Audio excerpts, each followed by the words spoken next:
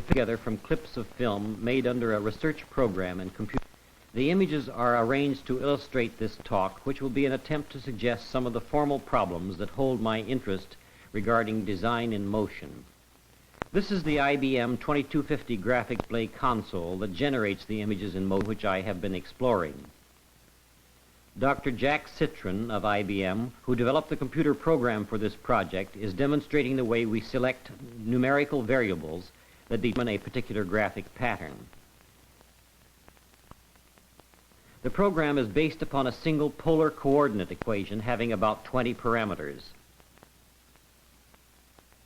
Using the light pen, numerical values can be chosen and given to any of the parameters of the program.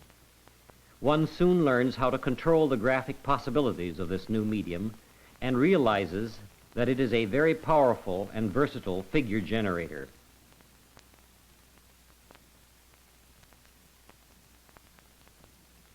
When the camera is used, control of the computer program is by punched cards, not the light pen.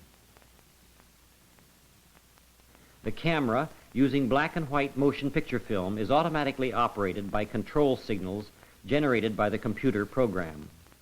At a later stage, I recopy, with an optical printer, the black and white images onto color film. Using an assortment of color filters and superimposers, I am able to produce the images which you will see in the remainder of this film. This is one kind of action that I have been exploring. Asymmetrical, not center-oriented, a fluid kind of motion that is not stuck in one place. This motion is multiplex, no static elements except when it comes to rest. It has a path in space which is approximately a trajectory. I call it a linear figure. The essential problem with this kind of motion must resemble the creative problem of melody writing. It is, perhaps in its purest form, the most highly concentrated case study of the essence of art itself, involving as it does balance, contrast, tension, and resolution, all brought into play with minimum expenditure. Perhaps if these actions were structured with still greater contrasts of motion and scale, and some as yet unknown qualities, they might be developed through variations that we could recognize and respond to directly and emotionally. Of course, even these actions on the screen might work better if there were music of some sort related to them. I think of sound as a partner to this kind of visual experience, but I do not want the graphics to play a role of the lesser subservient partner. Starting with recorded history, I suppose we have had as much experience creating melodies as creating poetry. But who has experienced the satisfaction of composing more than a fragment in this new audiovisual art? What is needed, therefore, is for someone to be able to add a few years' experience to perfect his skill at designing motion for the eye to perceive. You have been seeing a kind of motion which I would have you compare with melodic linear phenomena of music. The comparison might be carried a step farther by showing how we might relate and harmonize two or more actions that run simultaneously. Here is a simple and obvious and quite infallible kind of polygraphic relationship. Parallel action rotated into 4 quadrant positions. Now, from here on, I'm going to present a kind of spoken counterpoint. I'll interrupt myself to explain what is on the screen, but I have more to say in general about formal problems. For example, the op art directions have indicated what values can be found in the effects of color as an experience for its own sake. There are the same potentials here, but with the added factors of time and motion. Let me add a disclaimer to any systematic color aesthetic at this time. I am using color on the elemental level of a simple color code system at present. On the screen now are polygraphic relationships of related pairs derived from structural configurations of the computer program. The relationship is still simple, merely completing the other half of a basically circular figure. These more dynamic relationships begin to illustrate some of the potentials of the computer as a graphic variational instrument. Yet the obstinate part about these actions we are seeing is their subtlety, their ambiguity. They remind me of certain optical puzzles. You actually have to be sharp-eyed and have your wits about you to see these relationships I am describing. This becomes too much a kind of intellectual game. All this that you see here should impinge upon the emotions and feelings directly. It does not do that very well, but I think it can and will. Now, here the pairs show their mating relationship as they move in a depth of space. Music, of course, has its impact directly, and emotions are involved in composing music. The tiresome misconception that composers work in a heat of passion has given way to its opposite, that the short-haired modern composer is supposed to be all brain.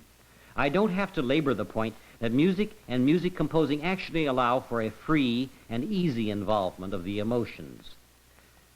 But I must say, to get emotionally involved creatively at the computer is not easy.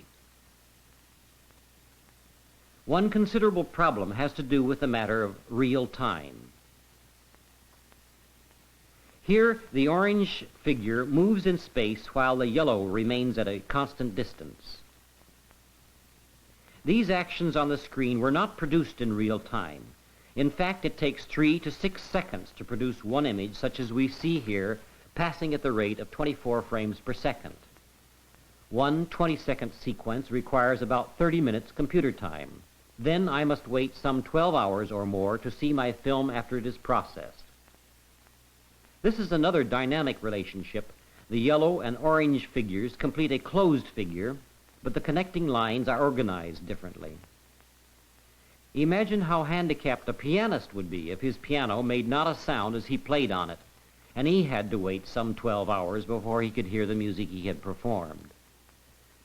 The musician's reactions and his emotions and feelings are easily involved because all musical instruments to this day have operated in real time.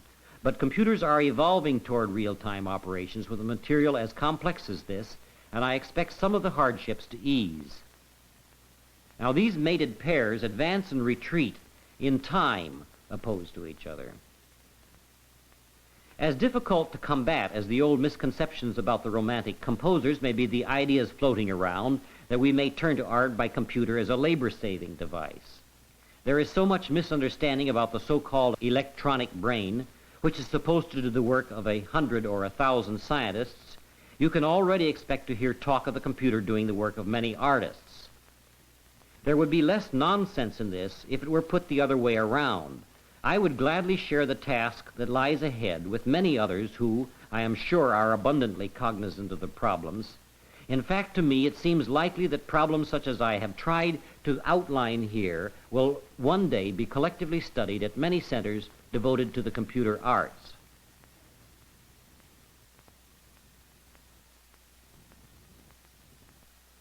Now, in conclusion, I would like to present a brief analysis of the film Permutations, which is the most recent of several films which I have made as one of the many activities within my IBM research project. Permutations represents a first step toward developing a compositional language by which an art of graphics in motion might be structured in time. That is to say, with this film I have been able to realize, on a decidedly tentative and experimental level, a hierarchy of components of a structural system. At least I have been able to put the pieces of this system together in different ways to achieve different effects, as with a language. On the screen now, consider the generalized effect of these dots. Whether moving in orderly, deliberate paths or bouncing around in seemingly random fashion, they have a lively, dynamic quality, and they form collectively into figures at times in ways which I find I can arrange with much more graphic integrity than any of the other line figures of the first part of this talk. This dot pattern domain of the computer program might be compared with an alphabet. If so, at the next level of complexity, the dot patterns form into words, each word having a 200 frame or approximately an 8-second duration. The words in turn can be fitted contextually, one after another, into sentence structures, such as you see on the screen now. My use of a parallel to language is only partially descriptive. One is again moved to draw parallels with music, and the next term I would use is, of course, counterpoint, or more exactly, polyphony. But comparisons with either language or music are tenuous at best. For example, this simple succession of the same graphic figure or word over itself again and again is certainly not producing anything like the effect of musical canon and is without parallel in linguistics. In summary, I must comment that if this kind of computer art study looks like a lot of fun, which it is, let me add there is some agony in it too. A few years ago, a fairly serious survey lecture on the state of the computer art at Rand concluded with the lecturer's own aphorism: computers are getting smaller, faster, and cheaper year by year. My threefold agony is that computers are not small, fast, or cheap enough.